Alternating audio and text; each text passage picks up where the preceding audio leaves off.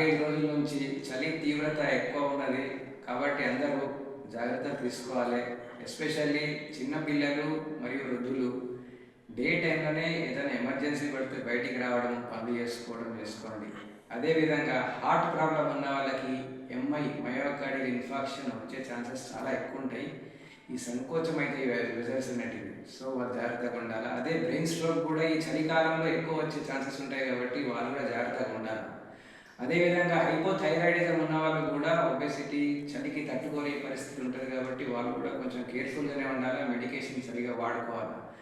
అదేవిధంగా మిగతా ఏదైనా ఆస్తమా కూడా ట్రిగ్గర్ అయ్యే అవకాశం ఉంటుంది ఈ సీజన్లో కాబట్టి ఆస్తమా ఉన్న వాళ్ళు కూడా మీరు అన్ని జాగ్రత్తలు తీసుకొని పఫ్ పెట్టుకొని బయటికి రావడము, ఎస్పెషల్లీ డే టైంలో పనులు ఏమైనా ఉంటే చేసుకోవటము, నైట్ టైం నుంచి మళ్ళీ మార్నింగ్ సన్ రైజ్ వరకు ఇంట్లో ఉండడము లాంటి జాగ్రత్తలు తీసుకోవాలని చెప్పి కోరుతున్నాను.